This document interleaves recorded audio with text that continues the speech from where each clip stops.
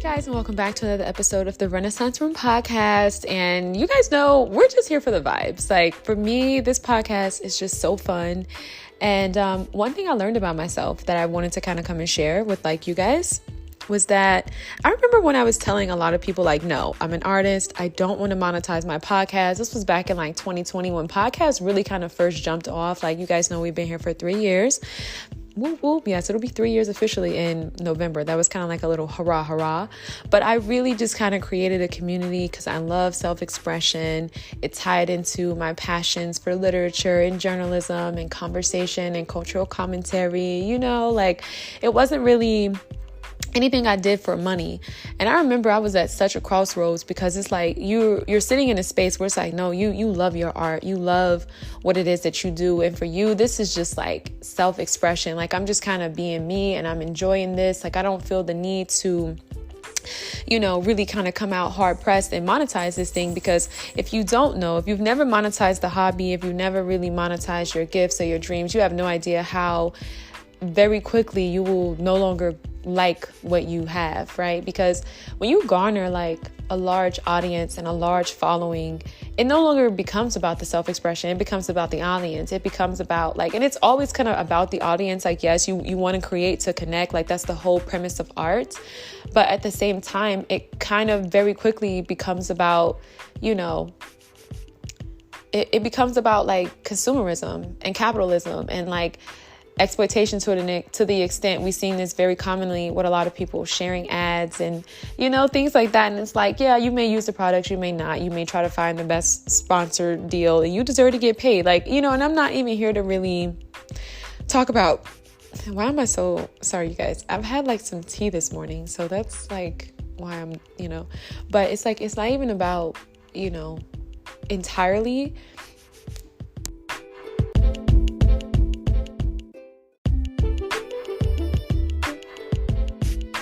It's not even about, like you don't want to get paid or a fear of success. I don't think people realize that. Like, I think because we're really taught to chase the money, I think that there are some, like, I'm not going to make it seem like they're just like the 1%ers, but because I think I'm kind of over this thing too, where everyone is kind of trying to find some leverage on another person, whether it be like, and don't get me wrong, there are some chosen ones, like, I get it. But like, whether it be kind of like, people just in this very dire need to be set apart. And I think that people are going to such extremities to get it that is kind of something that's permeating the church culture, which is interesting because, church culture should be the space in which everyone comes together for community. Like it really shouldn't be the space in which, people come together and like are, like pointing fingers and saying who's more blessed and who's more anointing. Like if God is in us, he's in all of us, like his spirit reigns. So it really shouldn't be that. But I feel like that's something that persists within the church culture.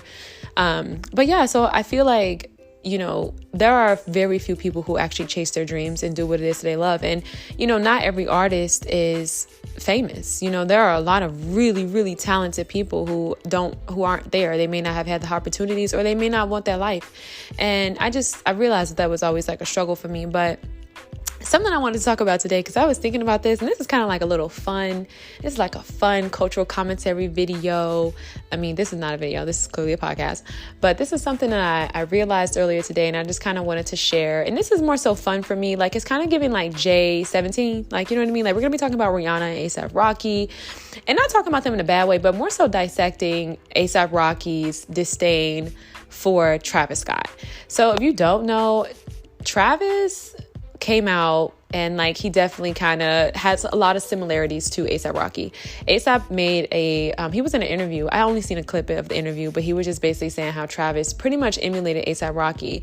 And what made me go to A$AP's page was I was on Pinterest. I saw some really fabulous photos of Rihanna, of course. I was very inspired by her fashion. I was like, oh, let me see, what looks Rhee's wearing now, right? Because we know that Rhee is someone that we really kind of admire. And, I was thinking about this too in regards to the admiration of Rihanna. Like, Rhee is so much more than just like, and it's me calling her Rhee, like I know her, but I feel like Rihanna is so much more than just like, this Barbados kind of like caricature. Like, she's so much more than just like a celebrity. You know why? Because Rihanna has, like, I don't think people realize this. When Black women exceed high heights, it's so much more than just like celebritism or just like a win for the Black artist, right? Like, and I ain't talking about these, I'm not talking about the girls who are nickel and diamond today. And I'm not saying nickel and diamond as far as like penny pinching,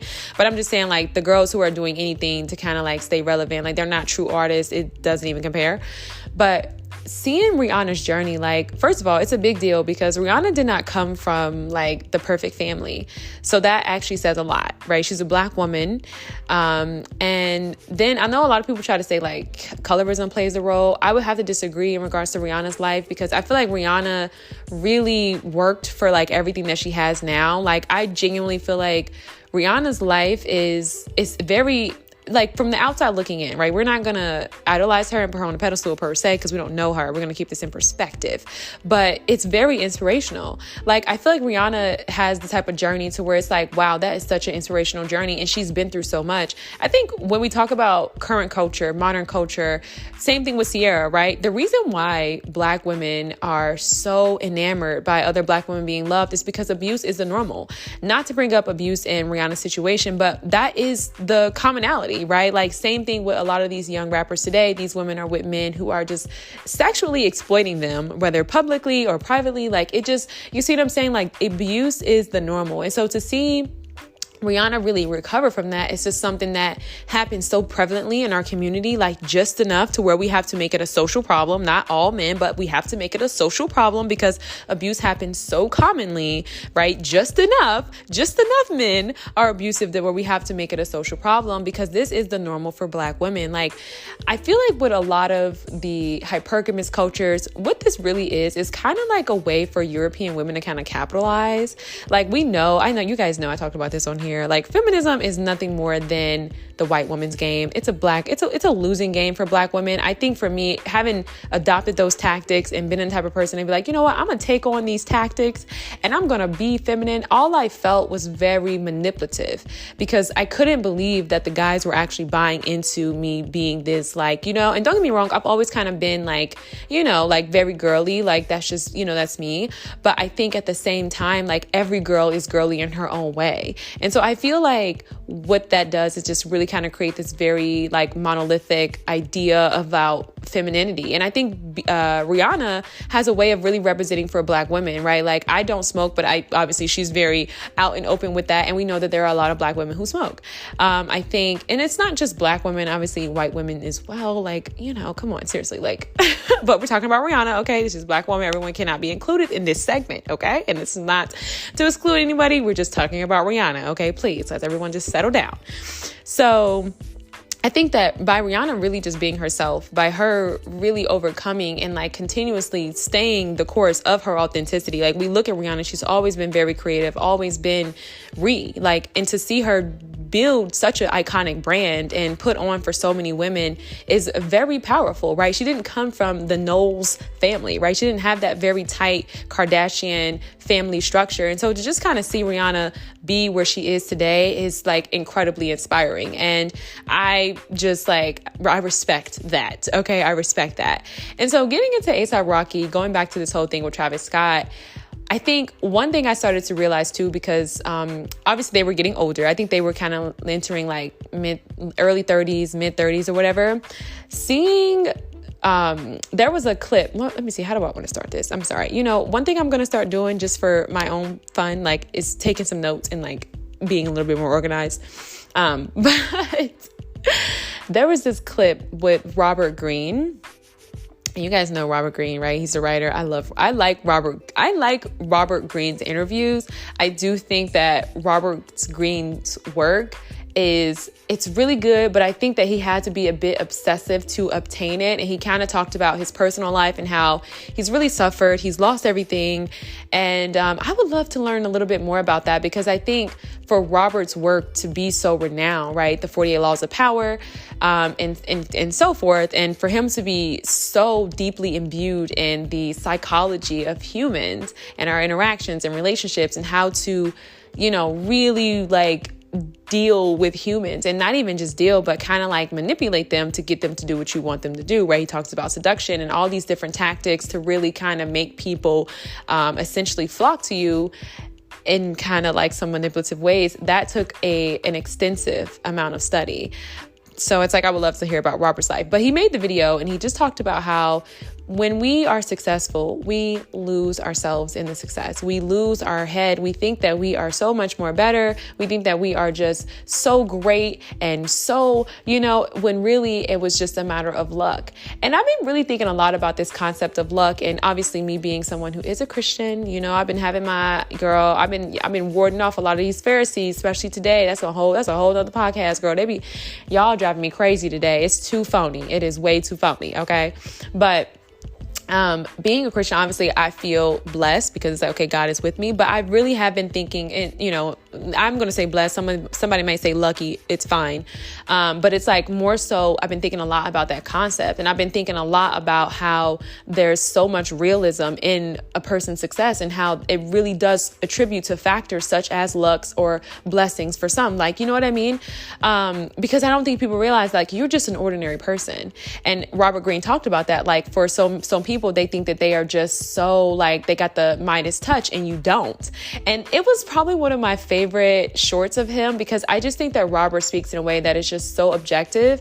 But it made me think about A$AP Rocky and his commentary in regards to Travis Scott. Like A$AP really came out in a time, and this is the thing too, because as I'm getting into this, I'm feeling the passion. I wish I would have done some research, but just bear with me. Like we gonna ride this thing on out, okay? Because I'm excited.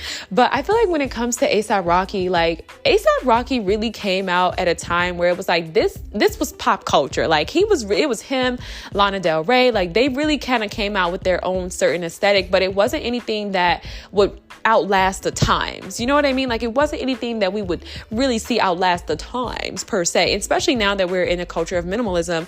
A$AP Rocky has a very loud, I say this all the time, his attitude is, he was like, pretty Flacco, fuck you, pay me, right? That was A$AP Rocky's MO. And that's what we really loved about it, because we knew that narcissism was a thing, but there was no definition to it. And I'm not saying A$AP is a narcissist. Please relax. I'm just talking about this very grandiose attitude and its blatantness. I feel like A$AP Rocky really was like, I'm a jiggy nigga. He was really just like talking his stuff. And I think we never seen that before. Like we heard rappers talk about it, but it was always really a matter of like the degradation of women, right? The excessive, like vulgar language of women and guns and money. And like, you know what I mean? Like it was kind of like that. Like, and yes, you did have guys obviously say stuff like that, but A$AP was like this young, new hard artist who really came out with that. And, he really kind of took his styles from New York and like, you know what I mean? Like his own, like, I think he's Nigerian. I may be wrong about that, but he really took that. And I just kind of feel like A$AP really came out and he just was like, yeah, like, and it was so unique and it was so authentic for the time. But I don't feel like it was anything that could have really lasted, because I'm not sure, like when we talk about factors of luck, right? I'm talking about how much luck really contributed to A$AP Rocky's success, because when we think about that time, who was really out and running? I mean, you had some people who were on the, LA or whatever, but there was really no one that was like doing what A$AP was doing. I feel like A$AP Rocky, on top of him being handsome, on top of him being a chocolate artist, right? Like, I just feel like it really, really worked to his advantage. He was doing the braids. He was kind of bringing back, he was really in that like culture. Like he was really rooted in that. It was super expressive. And on top of the whole fuck you, pay me attitude, I feel like A$AP Rocky kind of brought something new to the table that we just didn't see at that time. I mean, it's like prior to that, who did we really have? Like, when we start talking about like, and I wouldn't even call A$AP was like alternative, right? Like I feel like when we start talking about alternative artists, we didn't have that. There was no Brent. There was no West Side Boogie. You know what I mean? Like there was like, sure, there was like a Joey Bada, but it was like him and Joey were kind of like in the same cahoot. So it was like, like we really there really wasn't anyone in A$AP's lane. And back to my whole thing about Robert Greene, was like, there is always going to be, and this is also what he said in the short, he was just saying like, there's always going to be someone who's going to be greater than you, more successful than you, younger than you, prettier than you. And so you have to kind of keep that in mind and not be fearful or be insecure, whatever the case may be. But it's like, you have to keep things in perspective and realize that you cannot be the only one. And so with A$AP, I think that it was very easy for Travis to emulate A$AP Rocky's style and take some of A$AP Rocky's things, because there was no space at the time for black males, like black males who looked like A$AP Rocky. Like there never really has been any positive kind of like F you pay me confidence type of thing. Like, you know what I mean? That has never really been a thing within Black males. Like, it's always kind of this very overt aggression. You know what I mean? ASAP came out and was like, I'm a jiggy nigga. Like, I'm smooth. You know what I mean? And I think he really kind of shifted culture in that way, because it was like, there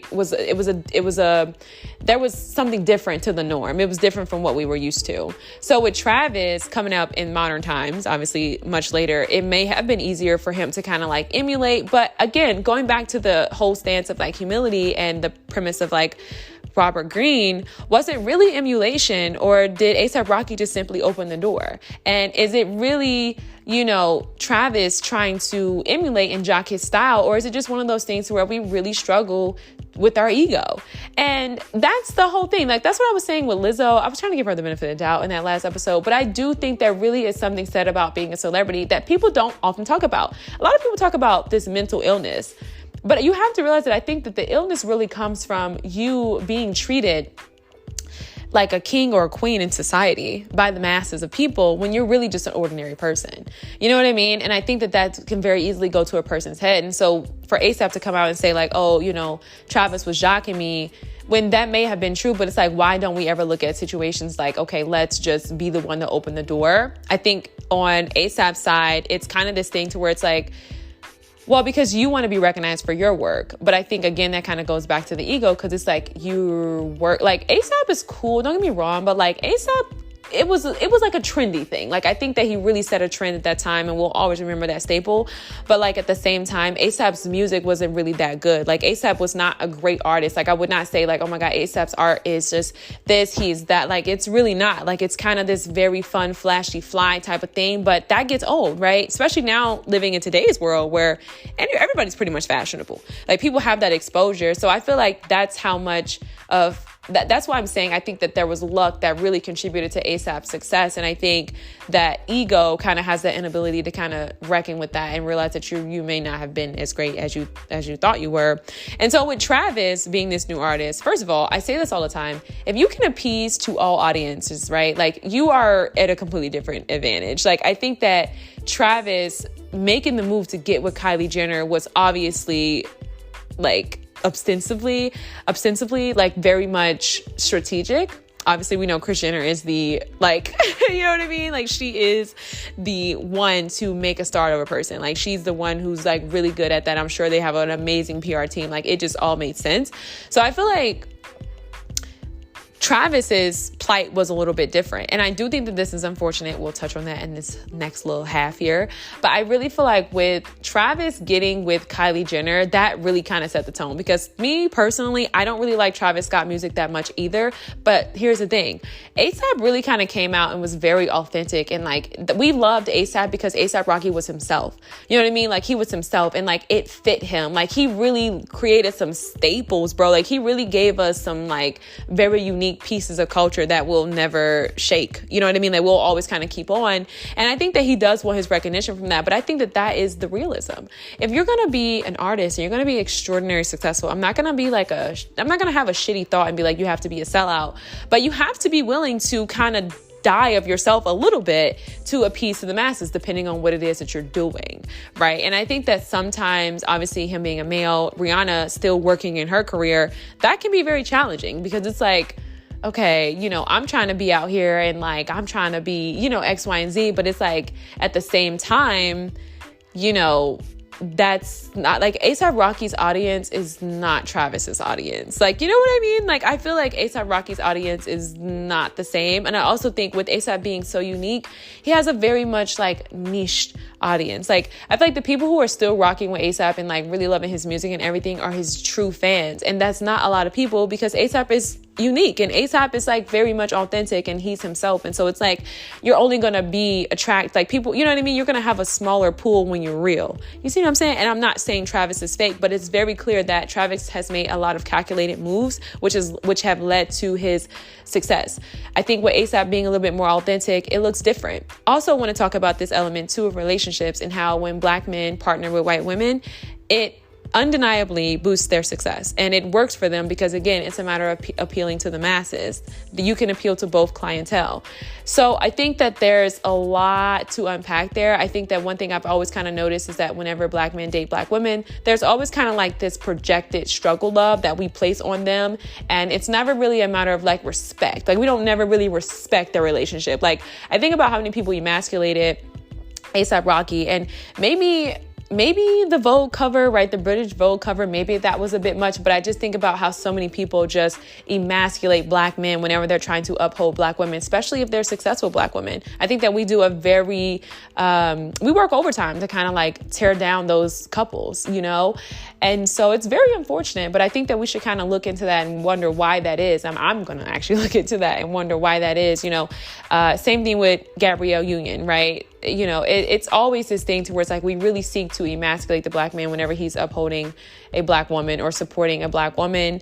I think Russell Wilson's a little bit different. And honestly, you know why I think Russell's a little bit different? Because I feel like Russell is God-fearing. And I'm just going to be honest. Like, I genuinely feel like when you have that favor over your life, when you have God in your life, like, you're going to be protected from certain things. Like, you're not going to go through certain things. Like, you're going to be very much covered. So I feel like Russell was covered. But I do recall Russell also being very much like emasculated in the beginning of the relationship, being called a simp, being called all these different things. But, you know, with all due respect, I think Russell is like, he's Black, but like he's got something else going on there. So maybe he may not also fall into that category of like severe emasculation of the Black man, because Russell is a Black man, I want to say objectively, but like I don't really know. Like he kind of gives like maybe he's like something else.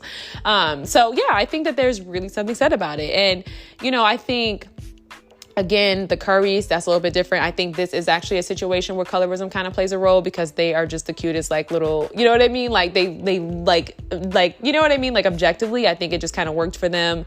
I think this is the same thing with the James family. But I also think that Savannah has done a very good job at keeping the family like intact and keeping the family close. Like I feel like if you are going to partner, and can we also be honest too, like it's LeBron James. So like, let me dial it back. Like I kind of feel like, yes, I'm sure Savannah has done a really good job at keeping everything on lock.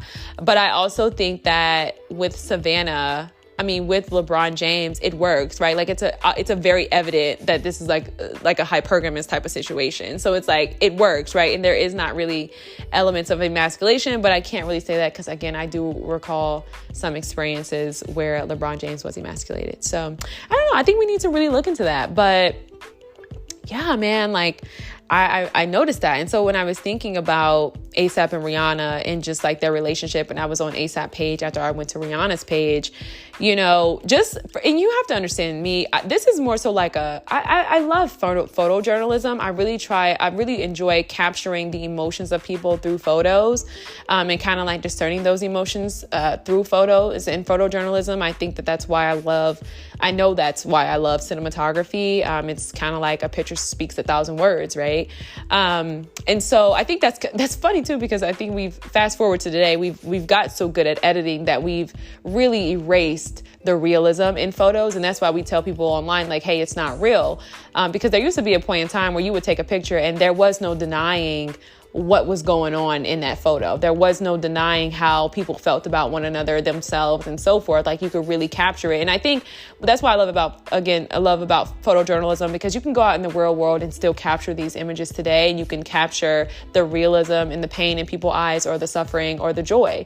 But today, you know, everything is so perfect that it's really hard to capture that truth.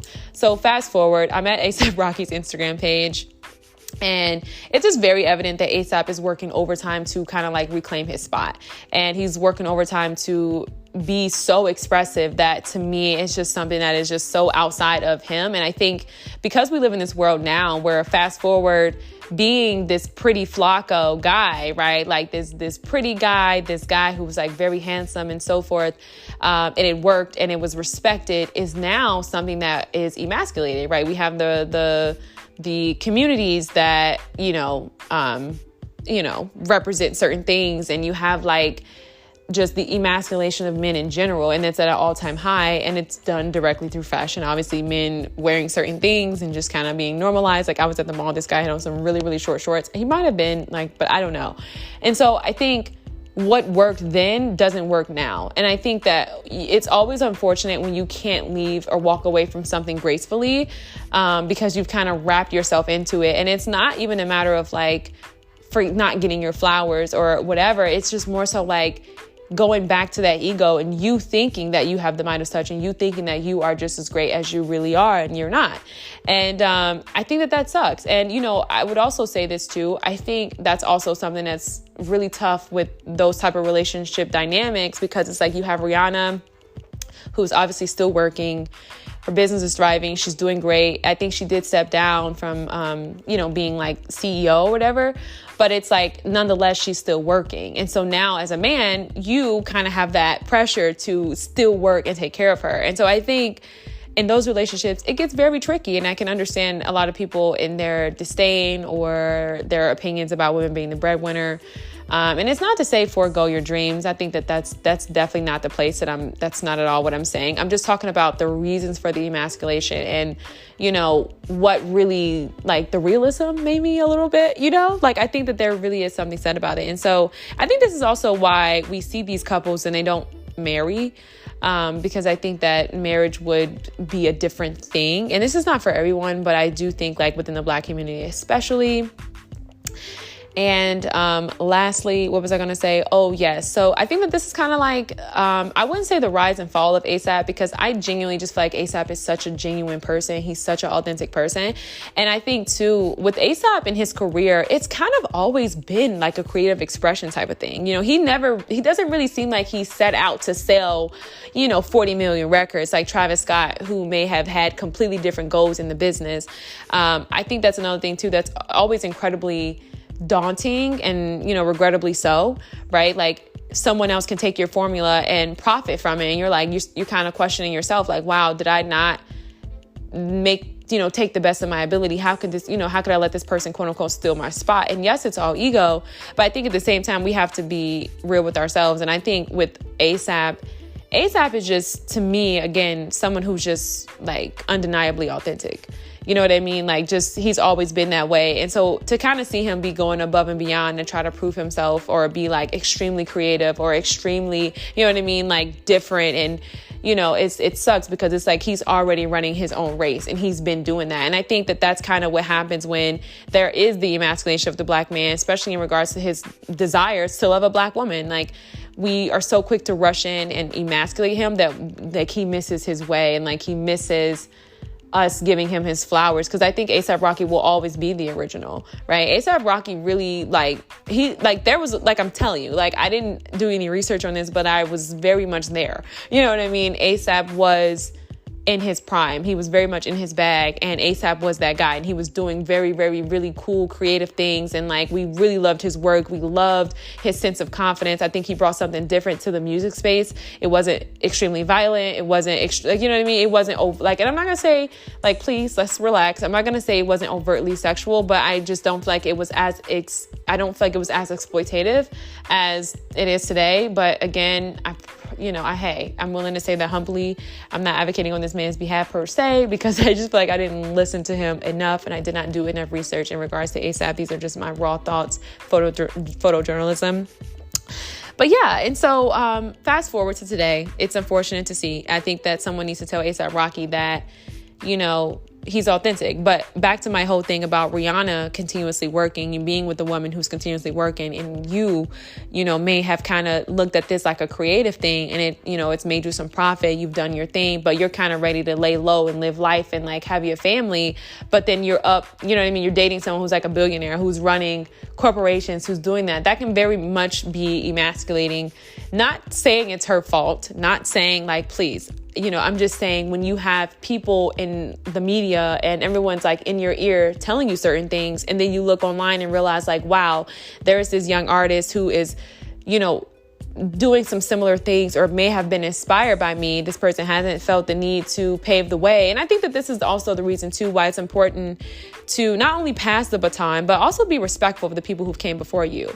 I have done a little bit of work, but I'm still learning about those Black journalists, right? Like I had an eagerness to learn about Black authors and to, obviously read about Ida B. Wells and pay homage to them, just through mere remembrance and acknowledgement. And I think that that's something that really is lost on a younger generation, like those like Gen Zers, Gen Zers, even though Travis is kind of like millennial borderline. I don't know how old he is, but I feel like that's one thing that's really lost on them. Like they don't take the time to kind of look at when I listen to young rap girls today, I'm so distraught and I'm so disgusted by their music. Not because it's just like so nasty, but because it's like the way they go about things. Like back in the day, this is what happens when you don't pay homage, right? So you listen to these young girls today, you have them these girls are literally online on Twitter talking about girls driving Hondas, girls being broke, busted, and disgusted, girls being broke and just whatever. And it's just like,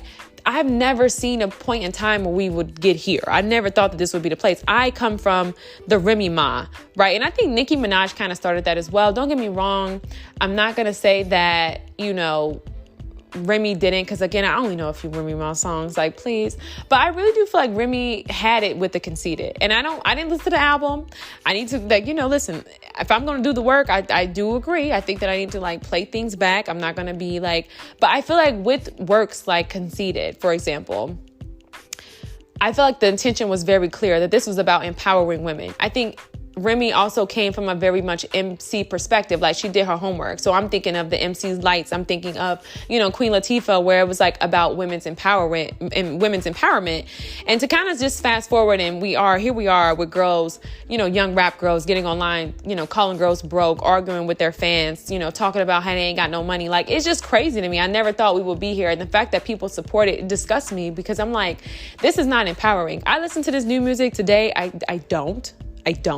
But if I was to play a song and just kind of even tap it in, I'm not empowered by these girls. And I think that that's what happens when you don't study and do your research before you come into fields and thinking that you're hot shit. And I think that that's kind of where we are today. And so it's no wonder why there's so many young new artists, right? And there's so many, people able to step into this industry because the barriers of entry have been lessened and lowered. And so I think what should have been happening, and I think that's another thing too, because there's also this lack of intelligence in regards to social injustice, economic injustice, and discriminatory racism, I feel like Travis could have definitely showed up for ASAP in a different way and paid homage. I think that Drake kind of did a really good job at trying to do that and, bridging that gap, obviously recognizing that, hey, some people have been played. I'm able to, make more money and appeal to both audiences, and I'm able to do it in a different way. And I've learned so much from these people. Let me kind of pay it forward, right? I think Beyonce kind of did this with the Frankie Beverly, and he said that he ended up selling out concerts and things like that. I don't think we realize that. And so I think that it's a huge smack in the face when we come out and we think that we are just top dog and we just completely step on one another and trample one another. And I think that maybe that's just a nasty industry. Maybe that is the nasty industry of entertainment. So I'm going to end there because I think that this was really fun. I'm ready to eat some lunch now, or maybe even take a nap. Quite frankly, I'm tired. I've had a really good day thus far, but I do think there really is something said about that. And I do think that that's something that should be addressed. And I do think that, I say this all the time. I think the solution is to divest. I don't support any of these young artists. It's not a matter of I don't support women. It's not that. I don't feel like they support women. So, to me, I just feel like if your whole, everyone's attitude today is, F you, pay me. You know what I mean? And I think that's where we talk about too with A$AP Rocky. It worked then, but now in a culture of narcissism, it doesn't work because everybody's attitude is that, and I think even still what we really liked about A$AP was, again, it was the fresh face of seeing a handsome, dark-skinned, yes, Black male artist and come out and do something that was just a little bit different. And it was really with fashion and creativity. Again, I'm not saying he's the first. I'm not saying that he's the, I'm just saying there is no one else called A$AP Rocky. I feel like there was A$AP and then we got Joey and then we got all the other guys putting dollar signs and things like that in our names. If I'm wrong, then hey, I'm wrong. I'm willing to kind of step back and like, again, do the research, but I'm pretty sure that's kind of how it all went down. And I think that's a problem. I think that's kind of like where we are today. And I think that that's what sucks. And I think, when everybody thinks that they're hot stuff, then it's like, what do we really have, right? We've got the erasure of talent, because I think even in ASAP's, like, you know, if that is his feelings, then he should have been more dedicated to the craft. But I think he was more so caught up in I'm enoughness, right? I'm so greatness, that for him, he didn't feel the need to put in the work and practice to garner a larger audience over time. He did not, I don't really feel like ASAP put in that work to like develop those skills for longevity, you know? And that's why I said, for me, I feel like he came in and a lot of his success was attributed to luck, because I feel like he came in and it was just a matter of like, I'm fun, I'm jiggy, I got something new to say, I'm kind of fly, I'm handsome, I'm going to use these things to my advantage. And a lot of people had a lot of question marks around New York, right? It wasn't this global thing that you can always see on TikTok. And you know what I mean? Like, people heard about it, but to really be living it was pretty cool at the time. So, you know, that in LA, right? These are like Tumblr days where it was like, those were the, you know, and even still, they're still hot cities, but, you know, people are open up to different cities and things like that. So I just think that there was a huge element of luck to ASAP's success. And I think now, to kind of be where we are, I think there's a personal level of accountability on both parts. I think that for ASAP, it needs to be a matter of like, hey, look, I'm real with myself. I didn't really take this thing seriously. I thought I was going to skate by on whatever factors. I thought I was great. I thought I had the Midas touch. And I think for Travis, it was a lot more strategic. And I think if it was done through emulation, then maybe that's just life. And then I think outside of that, I do think that there could have been some homage paid to ASAP as far as like a feature. I really love seeing artists have similar styles, whether it be a younger, older artist. I love seeing them come together and work on something. I think that that is so beautiful, yet it is such a rarity because egos are so big. Prime example, Anita Baker, right? Went to the Anita Baker Chicago concert. Anita Baker, much respect to the queen, but there was no intermission. She had like people on stage juggling bowling pins during the intermissions, doing some type of like praise dance. It was a mess. You know, it was a mess. Her cape was too long. It wasn't tailored enough. You know, she was scooting across the floor, stepping on it, tired, you know, short breath. She was critiquing the band while she's performing. It was a very terrible experience. And I was very happy that I did not pay more than what I did pay, because I initially paid to see her in Babyface. Now, as you know, Anita canceled the tour with Babyface. She said that, you know, Babyface tour fans were cyberbullying her, which I found to be very much unrealistic, because I mean, Babyface fans are like 50 plus. Like, everyone in the concert was very much older. Sure, they use social media, but like, come on, they're not really like, you know what I mean? I think it's very unlikely. And because Anita Baker is such a respected queen, like, I don't see anybody just blatantly disrespecting her. So we're very much aware at this point it was a matter of ego. And in this case, we didn't get to see Babyface. He canceled last minute, and she brought out Tyler Perry. I was kind of stoked. I mean, obviously, being a writer, loving Tyler Perry's films. Well, let me not say love, but let me say like, I like Tyler Perry films. I just felt like in that moment, we were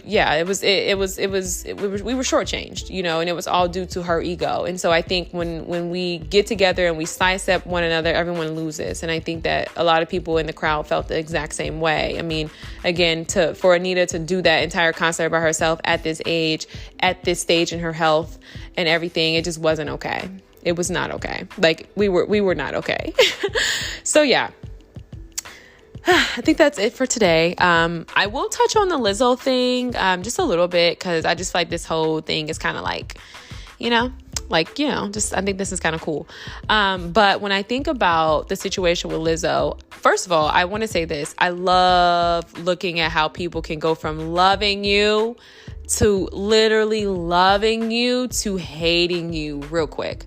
I think that there's a lot of factors that played a role. Again, I didn't really get too much into the story, but from what I feel, one, I'm going to say that this is kind of the disadvantage, right, of these pro-social movements. And what I mean by that is Lizzo really seems like she bought into the idea that everyone was for her, right? That egomania, that Midas touch kind of complex. And outside of that, I feel like she really kind of bought into the idea of Black women's empowerment, because all the black women who sued her, all the women who sued her were black. I think there was like maybe like one white girl or whatever. And I thought that was very interesting. You know, I found it to be very interesting because I feel like this is where we get in trouble with these pro shows, these pro movements, is that we think that it in a way, it helps us escape from reality. But at the same time, we think that we are then void of said reality. And so I think with Lizzo, boundaries were very much not maintained. And I've even learned this from my own experience in my own life, just not being the type of person to like really sustain boundaries, feeling like, oh my God, if I meet a black person or a black woman specifically, she's, she's honest, she's all these things. I think that when it comes to black people, we're typically on one extreme or the other. It's not really a lot of balance. So that's just a lesson in itself. So that's one thing. I think the second thing is that is the saddest thing, right? When you base your validation and your mere existence and your choices, essentially your brand, your business and everything based solely off of other people. And I think that's probably like in some elements or some aspects, the cost of fame, because I feel like when a lot of people were pro Lizzo being big, I wondered what was Lizzo for? And I know that Lizzo was founded and she came out at a time where she was a certain weight. And for her, it was like, yes, I am successful. I'm a successful black woman. I'm doing these great things. And I want young girls to know that it's absolutely okay to be of this, physique. But to see something like that be sustainable, I think it's very unlikely. And I think that would cause any person to be depressed, right?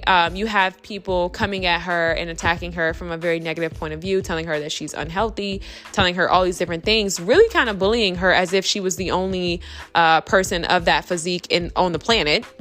Which was like very interesting to me to see people, again, how myopic we can be in our thinking. So that's one thing, right? I think it was really kind of like the rise and fall of building a brand based on insecurities and not really building a brand based on truth and like, what do I think? What do I feel? Do I really want to live my life like this? And do I really want to continue to be branded as this for the rest of my life, right? Like, is this suitable for me? Is this fitting for me, right? Now that I have the tools and the resources, because obviously there's some realism here that for some people, it's just a lack of resources, whether that's knowledge to healthier meals or, whatever, finances, like it's a whole lot of things that really kind of go into that. I think a lot of it is emotional and psychological, but outside of that, let's move on to the third point. And the third point, which is this really, really sucky thing that happens when you get things too soon, right? So I think one thing that we all admire about Beyonce is Beyonce's career. And again, back to my whole thing about Rihanna, right? Their careers are extensive. We can see well, maybe not Beyonce because her life was a little bit more private. Her cultivation took place much younger. But with Rihanna, we can see the rise and fall, the experimentation, right? Same thing with Beyonce. We see that cultivation. Well, Lizzo didn't get that cultivation, right? Where is Lizzo's mother? Where's her family? I've never got into her life, but it's just like, I feel like people are really thrown into the wolves' den. You know what I mean? Like, I could have said lion's den, but like, I feel like wolves are a little bit more, well, obviously, how could a lion be less vicious than a wolf? But I feel like people are really thrown into situations and are expected to come out swinging. And I don't know if that's the black woman superwoman's complex, or I don't know if that's just the halo effect that we have around celebrities as if they're just not human beings. And when I think about, again, I talked about this in the last episode, I'm not here to negate the victims, but I really do think there's really something said about that element of trust. And I think that a lot of it, back to my main point, was based on Lizzo having that pro-social kind of like paradigm operating in her business. And then I also think too, again, it's just very unfortunate that, you're never really given the grace to learn. I feel like the way in which we go above and beyond to kind of like diminish a person's success is very sadistic. But I think outside of that, you're giving so much responsibility with absolutely no tools on how to manage it.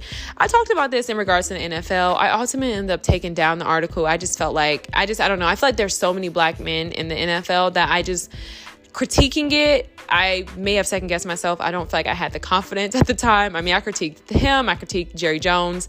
I critiqued the sport and I critiqued Jerry Jones to an extent. But I just think that, again, with it being such a means of income for so many black men, I don't know. It was weird. I just kind of felt like, I don't know. I kind of just wanted to just take it down. And I've read it several times over. I don't even feel like it was really that bad, but I just felt like it just, I don't know. It was weird. It was tough. But I basically talked about how, there's opportunity without preparation. And I think that's essentially what we have with Lizzo. And I think that that's kind of the realism for anyone who's up against this overnight success, which is a real thing. I know people say it's not a real thing, but it totally is a real thing. It's a matter of luck, right? Going back to the whole premise, people can find you online and you are someone who thinks that, you're pretty. And hey, you're like, this is all I need to get me to float by. And I think that's obviously where we are today with the culture of excessive vanity. And so you have a lot of people who are not prepared, and you know what I mean? But they're ready for the opportunities and they want the opportunities, but it's like, it comes with life. It comes with, having the adequate amount of resources, whether that be people, whether that be tools, whether that be knowledge, to really kind of get through those things, right? Those responsibilities. And I don't think a lot of people have that. And I think it's extremely unfortunate. And I think that that's definitely something that I'm going to say took place for Lizzo. And again, this could just be me being in a space where I'm just like looking at this objectively. I've never really been a fan of Lizzo's music, but I feel like she seems to be a pretty sweet girl. She seems like, I don't know. She seems like her whole thing has been for the women, for the people, right? She really seems like she really got on that bandwagon of like black girl magic. I feel like that's when we found her, and that's kind of what it's been, right? And so I think to just kind of see people be so quick to cancel Lizzo and want to, and I don't know, maybe that could be a blessing in disguise for her if she never made music again, because I think that this whole brand is shit, to be honest. I think for a person to have to stay down, and it's not a matter of being unhealthy. Like, I'm not even talking about that. I'm talking about, what does she want, right? Now, all of a sudden, women are shifting, and now the new thing is to be thin and skinny. And it's so funny, too, to see the shift and the continuous shift in culture in regards to trends and fashion and who's hot and who's not. And you know what I mean? I don't think we've ever had this happen so rapidly, right? We used to get, again, like I said in the beginning, J17 magazines, okay? Like, it was like, this is what's hot this season, okay? We had time to take it in, digest, tweak it, you know what I mean? Make the necessary changes. Now it's like, oh, this is every day, and it's ongoing media and it's ongoing news. But I remember literally being bullied for being skinny, right? Being told I had no butt. And now none of the girls want butts, right? The girls are like, hey, anti-butt, I want to be thin. I'm not eating. I'm starving out. It's crazy, man. It's absolutely crazy. So just to kind of see that, and this is why I've always encouraged thin women to, like, sidebar. This is why I've always encouraged thin women. Like, right now, it's our time to shine, but it has never been our time to shine. Like, I don't care what anybody says. Like, it has never been, like, literally, maybe not in... that might be a cultural difference too. Like, if I'm just being honest, like, it might just be, skinny black girls, we got bullied. We were bullied. We were told we had no butts. We had no chest. We were told like, girl, we were told that, we had brick booties. Okay, it's me being extra. But no, seriously, like, we did not have that encouragement. That was not a thing. We weren't pressured to be thin, but we definitely wasn't applauded for it either. I don't want to hear nothing about it. Okay, I don't want to hear nothing about it. Girl, I don't want to hear nothing about it. There was a lot of bullying that really took place from being a thin black girl. Like, yeah, especially when the community's norm is thickness, right? And so now that we're shifting towards, or reverting at this point, we're not shifting, we're reverting and regressing towards European ideals of beauty. Here we are.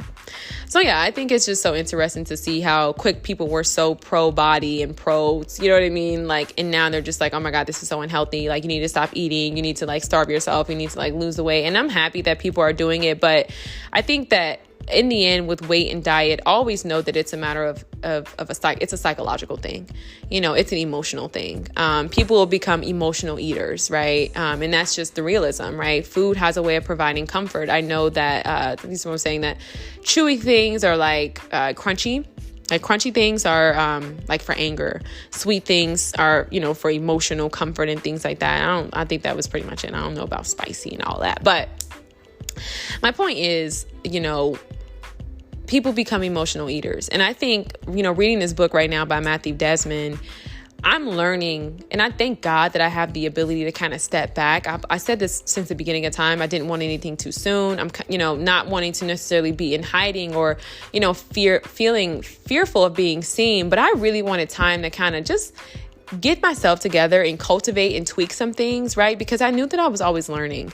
And I don't think it was a matter of perfection for me, but I just think it was a matter of like, let me mature, let this thing get ripe before we, crack the seal on this fruit. Okay. Amen. Like, let me get to a point in my life where it's like, okay, you know what I mean? Now I'm ready to present. Like, I think that that's the thing too. Like, we've really foregone the preparation in life.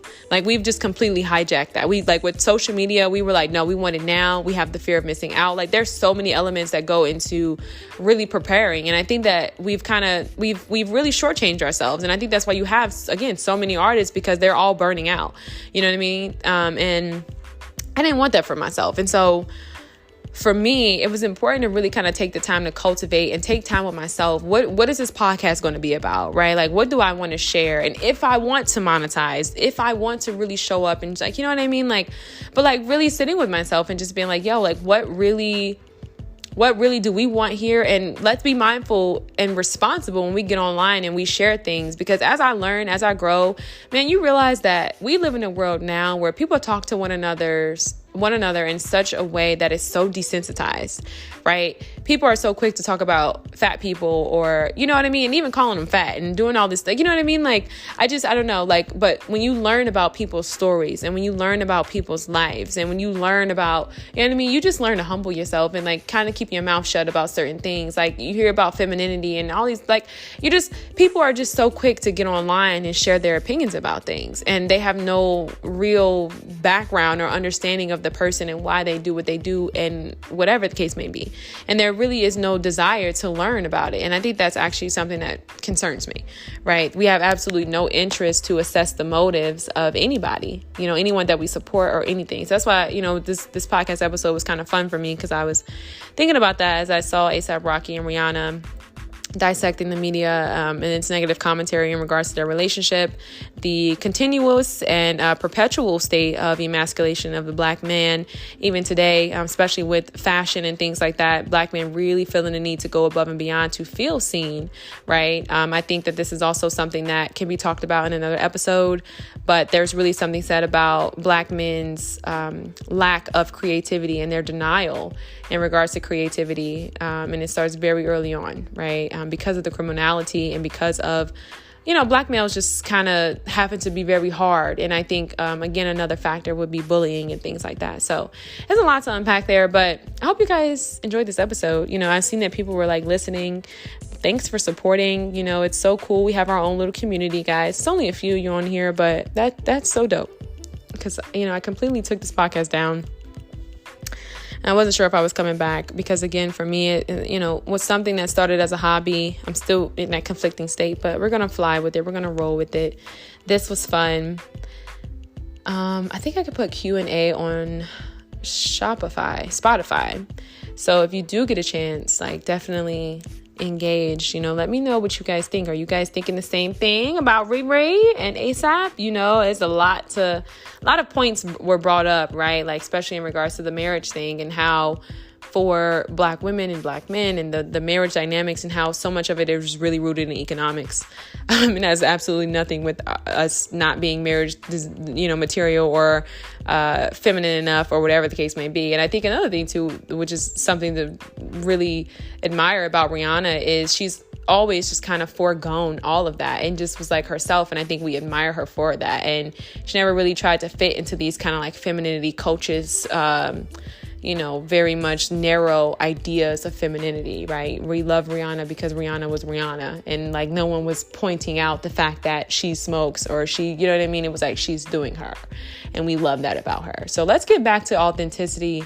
Hope you guys have a great day. Peace.